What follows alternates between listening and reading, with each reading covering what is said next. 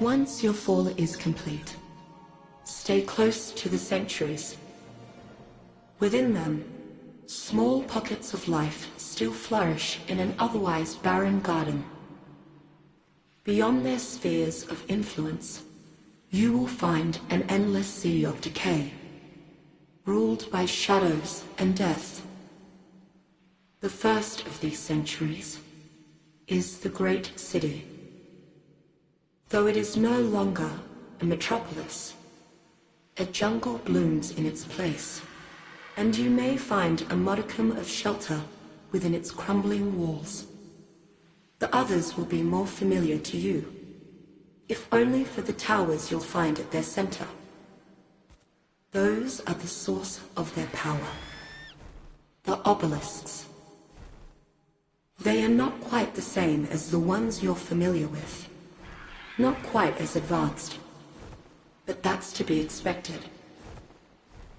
They're an older model, precursors, or more aptly, prototypes.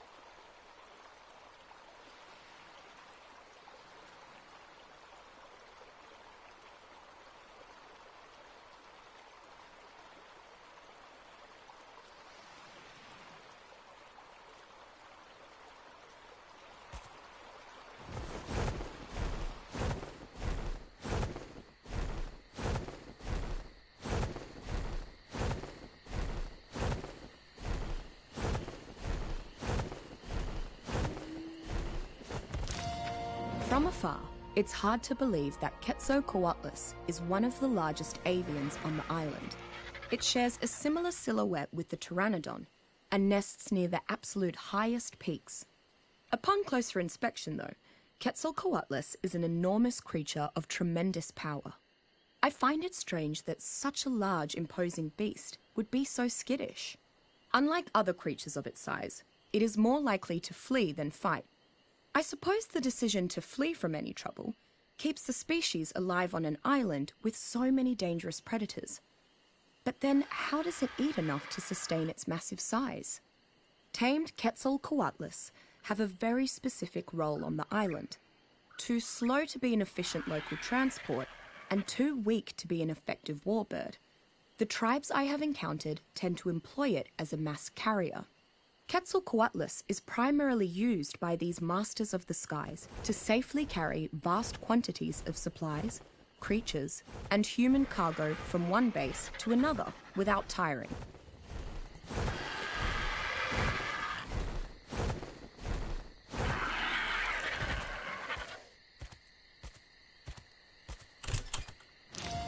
Utahraptor prime is an incredibly aggressive subspecies of Utahraptor found on the island.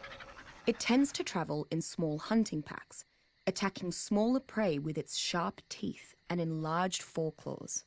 When hunting in packs, the pack leader can vocalize a signal that acts as a battle cry. Be prepared to run or fight if you hear the call of the Utahraptor. The pack will repeat the calls and attack with much greater intensity. One of the faster creatures on the island, Utahraptor often uses their pack numbers to their advantage by swarming around their prey before it can react. The large curved talon on the second toe of this subspecies seems particularly suited for dealing significant damage. Utahraptor prime usually kill its prey with numerous slashing and biting attacks in rapid sequence.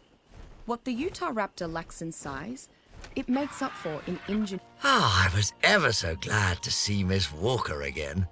My assistants are clever in their own right, but dear Helena is still the only person that I feel comfortable diving into my deeper theories with. I fear that I may have kept her from getting a word in edgewise, though. Once I got going on the obelisks, why, I just couldn't contain my enthusiasm. My word, I really have become quite enamored with the subject, haven't I? Well, that settles it. After this next set of trials, I shall go check on the Iron Brotherhood's progress. Perhaps I can convince Miss Walker to join me. We could make a real scientific expedition out of it.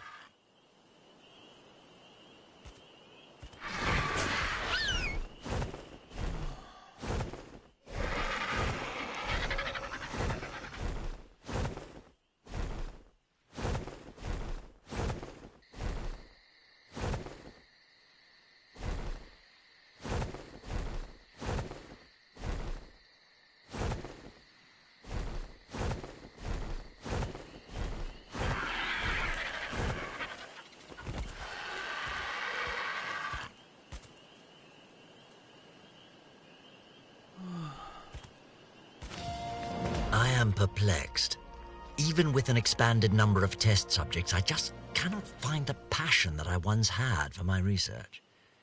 I truly thought that my recent adventure had lit a fire in my belly, but I constantly find myself losing focus. Confound it all. Perhaps said adventure itself is the problem. Thinking about it, I am always eager to discuss the obelisks and the artifacts I found with my assistants, even when I'm not in the mood for research. There is a certain allure to them that I cannot describe, something that causes my thoughts to drift in their direction, like the pull of a strong tide. But it could simply be a passing fancy. I must give myself more time.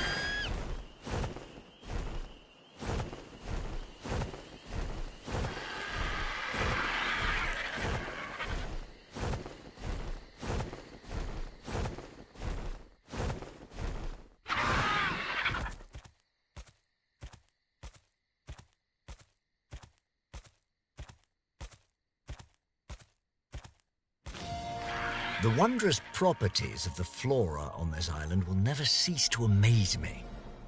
If I'd told my colleagues in London that I could create a concoction capable of erasing someone's memories, I'd be laughed out of the room and never invited to tea again. Yet here it sits, my mind wipe tonic.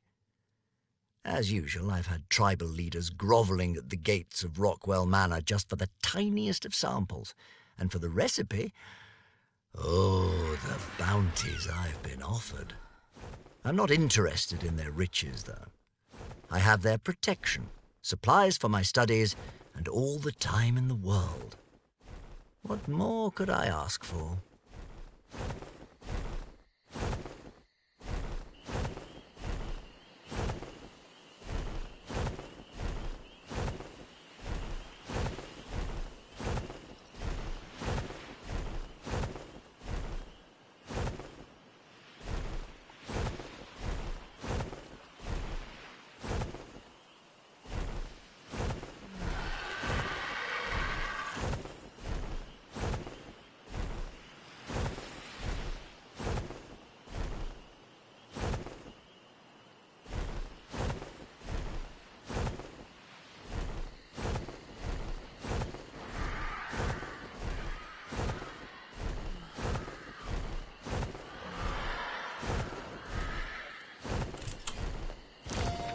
Leadsichthys conviviumbrosia is probably the largest fish in the waters around the island. Its meat is also extremely succulent, a surprise given its size. It is often traded with the same value as prime meat, and colloquially called prime fish. Of course, not all Leadsichthys meat is this high quality, but most of it is. While the demand for Leadsichthys meat is high, the fish is notoriously difficult to track and hunt. Between its large size, powerful attacks, incredible speed when it turns to flee, and humankind's general ineptitude on open water, actually killing a Leadsichthys is one of the island's more difficult tasks. The hunt for an extremely elusive breed of the fish, the fabled great albino Leadsichthys, has been known to drive otherwise sensible men and women mad with obsession, as if all evil were visibly personified and made practically assailable in this one creature. Despite its large size and the fact that it may well be strong enough to carry heavy loads, Leadsichthys does not appear to be intelligent enough to tame. Nevertheless, some large tribes keep an enormous pen with a few Leadsichthys trapped inside for cultivating purposes, as bits of prime fish can be repeatedly scraped off the gargantuan beast without killing it.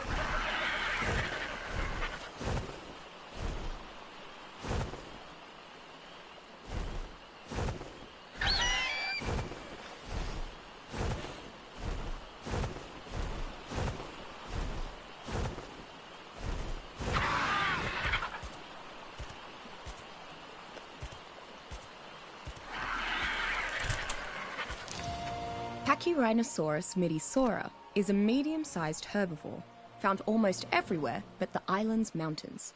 It is generally calm and ignores all other nearby creatures unless it is attacked. Pachyrhinosaurus possesses a particularly unique survival skill. When threatened, its massive nasal boss releases a chemical into the air that calms other nearby creatures, making them less likely to attack it. Affected creatures are sometimes hungry enough to ignore the effect, and humans seem immune to it. Conversely, it can seemingly invert this phenomenon at will and coerce creatures into attacking it. Pachyrhinosaurus is an excellent starting mount for anyone new to taming. It is fairly easy to train, can carry enough to be a simple pack animal, and is not as deadly as some of the larger herbivores. Additionally, Pachyrhinosaurus can release its unique chemical on command to protect itself and its rider from nearby predators, or draw attention if desired, making it a potential lifesaver in a pinch.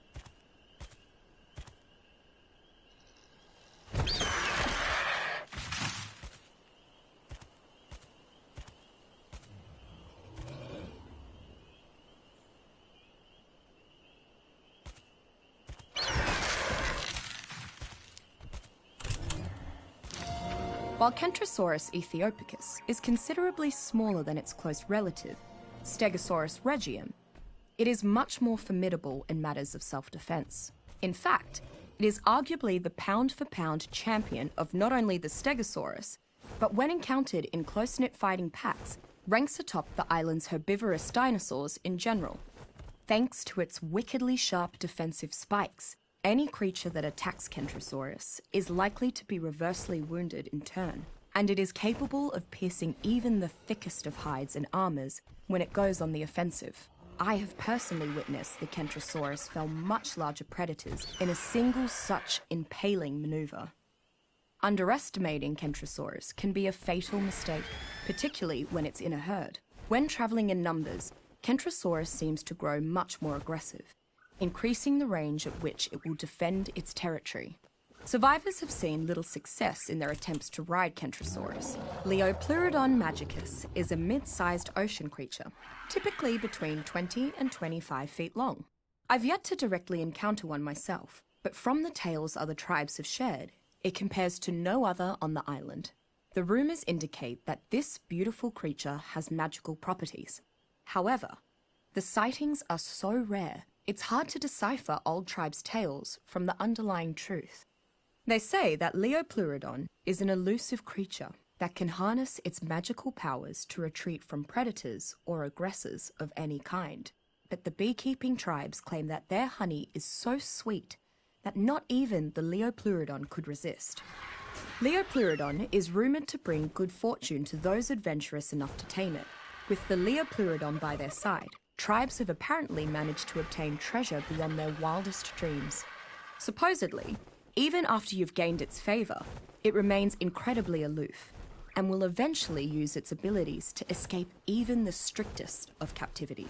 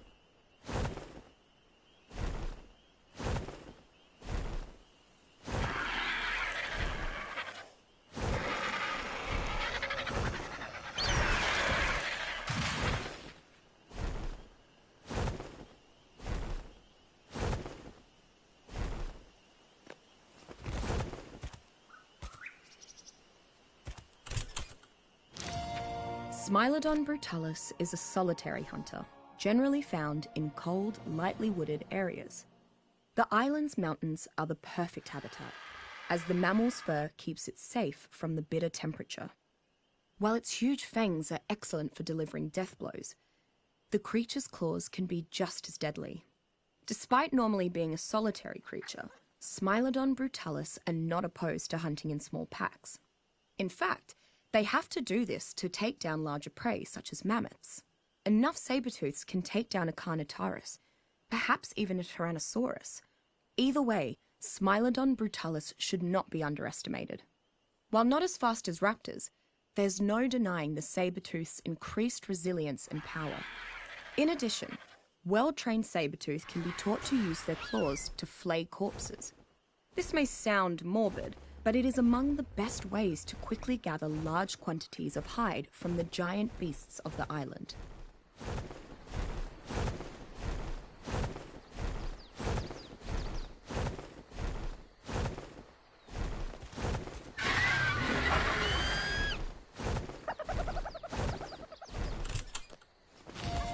I never thought this island was normal exactly. I mean, there are giant obelisks floating in the sky for Pete's sake. Not to mention that cave I found, which hid a platform similar to those found at the base of said obelisks. Well, similar, except for those oddly shaped holes that were carved into its podium. I guess I just didn't care about all that. So long as I had my beautiful, unique, and untainted ecosystem to study, I was happy. But now... no, I shouldn't write it off just yet. Not before I arrive at Rockwell's. There's still a chance that my data is off, or that I missed something obvious. I won't give up on my paradise just yet.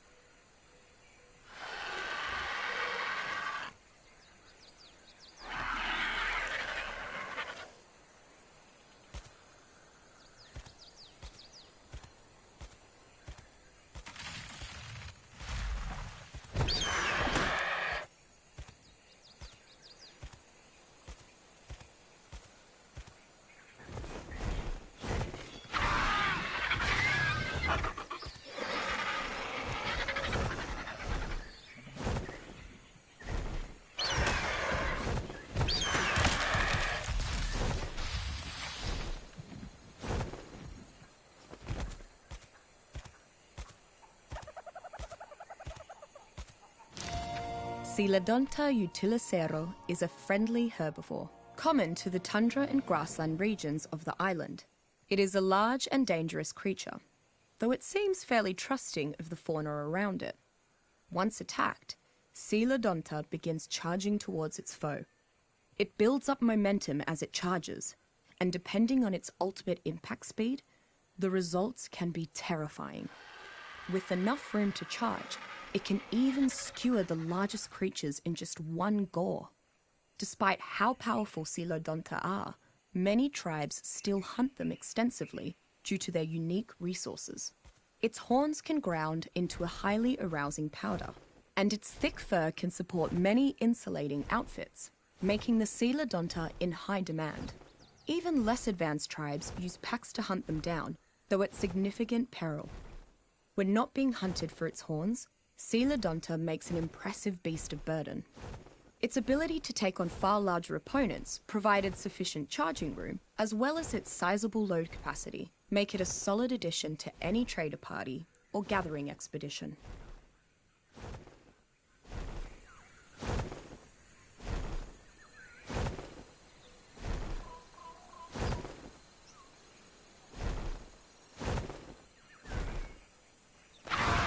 The latest Broth of Enlightenment trials have concluded, and as expected, I am disappointed in the results. Though the primates I tested it on showed increased aptitude for learning, I do not believe any of them have truly ascended to a higher level of intelligence. Well, bugger the little blighters, I say. My assistants have almost finished preparing my supplies for my next expedition, and I have drafted a letter to send to the Iron Brotherhood ahead of my departure. Soon enough, I'll have forgotten all about them. Pardon the interruption, it seems that I have a guest. Now, just what is Mr. Nerva doing here? I suppose I'll find out.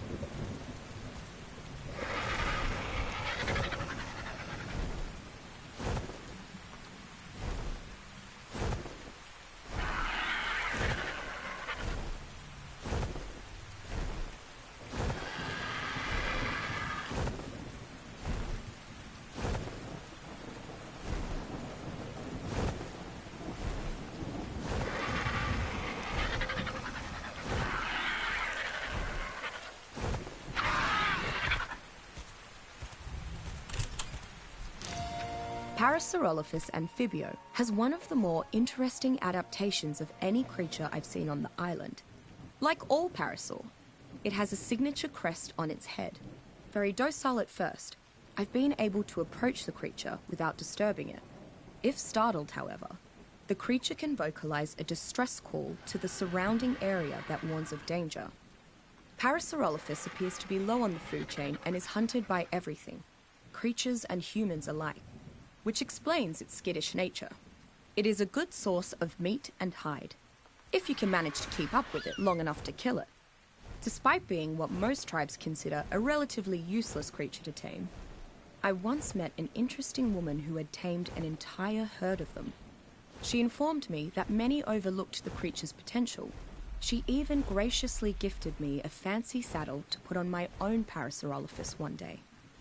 As a relatively simple creature to domesticate, Parasaurolophus is commonly one of the first mounts a tribe will be able to acquire.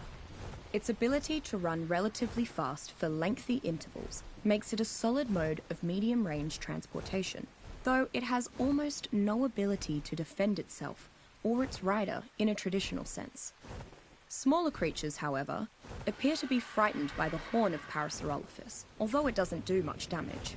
It also has decent weight-bearing capabilities, which could prove useful for nomadic tribes as they work to establish a presence on the island.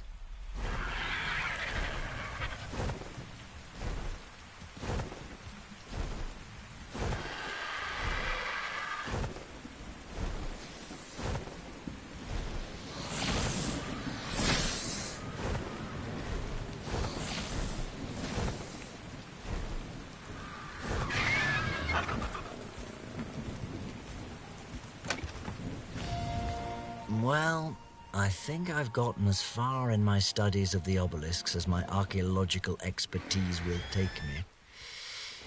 A shame, really. This has been such a joyous little diversion that I hate to see it end. Ah, Rockwell, you old twit. You've forgotten the origins of this little excursion. Spelunking. Did you yourself not hypothesize that there may be more artifacts hidden elsewhere on this island? Surely you can't give up before confirming that. No, certainly not. Nor can I be expected to scour the Ark's corners alone. Perhaps someone can spell in my stead. Better yet, perhaps someone has already spelunked.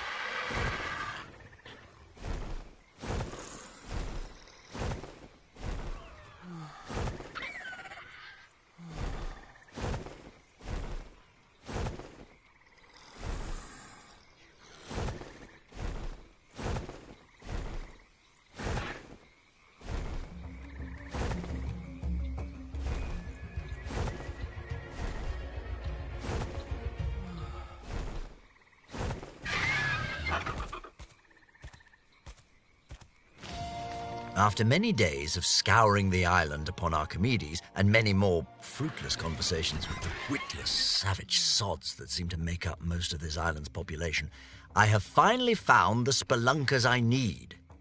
A tribe to the northwest called the Iron Brotherhood has apparently found 3 artifacts themselves, and it's clear that said relics share an origin with my own.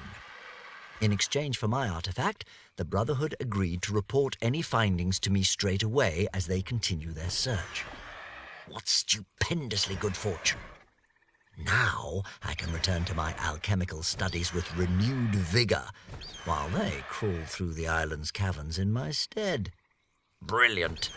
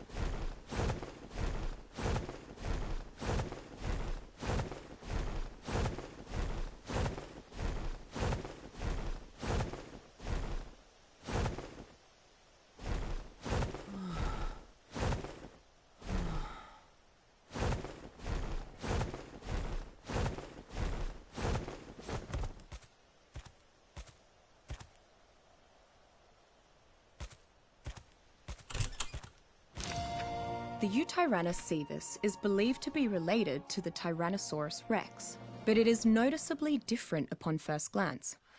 Feathered creatures are not necessarily viewed as dangerous predators in the same light as other theropods. However, the Eutyrannus strikes fear into even the island's most skilled hunters. There are few wild predators that are able to pack hunt alongside the generally hostile Carnotaurus, like the Eutyrannus does, with such ease. It is also the only creature I've seen to consistently induce a state of panic in opponents with its roar. Upon hearing it, most creatures in the area will flee for safety. A domesticated Eutyrannus can be a powerful offensive or defensive addition to war parties. With its mighty roar, Megatherium formipatha is one of the larger mammals on the island. This is most shocking because it is essentially a giant sloth, if you crossbred it with an elephant and a bear. Because of its size and girth, the Megatherium is uncommonly resistant to being knocked unconscious. Despite primarily being a herbivore, a typical Megatherium is very intent on consuming the island's many insects. It is particularly adept at removing their insides without damaging much of the shell, maximizing extraction of chitin. The otherwise slow and peaceful Megatherium becomes faster and aggressive in the presence of these creatures. Megatherium is an incredibly useful creature to tame, so long as you don't intend to fight other tribes. Its enormity, high resistance to torpor, and voracious attitude toward insects and arachnids makes it ideal for farming large quantities of chitin from the bugs of the island, or simply defending against them.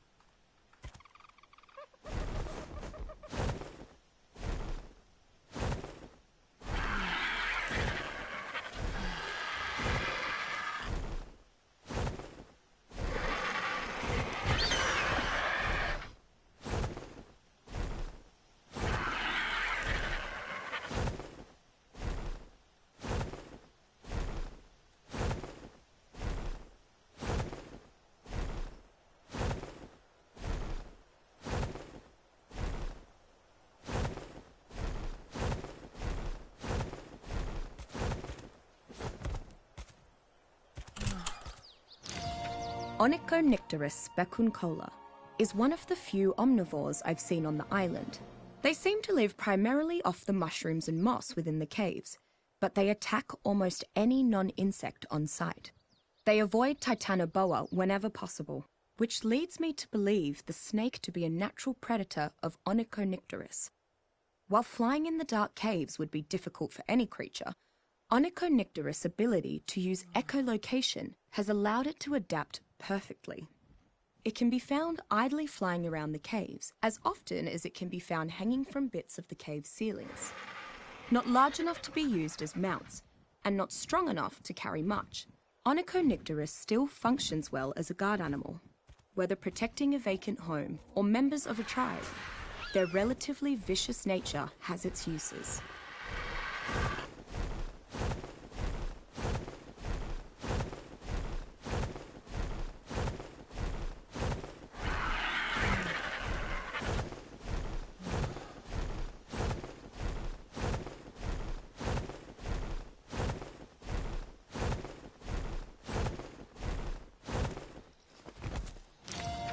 Moschop's Cebu mutante in the wild is a lazy, cowardly creature that typically lives in the island's forests, primarily making its home among the great redwoods of the western regions. It survives by being extremely flexible in its eating habits and completely averse to fighting. It never starves, since it can eat just about anything. It runs at the slightest provocation, but is still often preyed upon. What makes Moschops particularly interesting is what it can be trained to do with its eating habits. With a versatile palate and tough teeth, Moschops can be tamed for a unique ability. Over time, it can be accurately taught exactly which things to gnaw, increasing the likelihood of harvesting the specific resource its master desires. For example, teach it to prioritize chewing prime meat, and prime meat will be easier to harvest from the flesh it consumes. Likewise for rare plants materials, and so forth. Just don't expect Moschops to protect you though. Even after taming, it will quickly flee when enemies are nearby. Regardless of being fed well, increasing its strength, or how much affection you shower on it, Moschops retains its inherent cowardly nature. Its lack of combat might deter the use of this companion, but the ability to ride Moschops while making use of its diverse harvesting is a rare treat.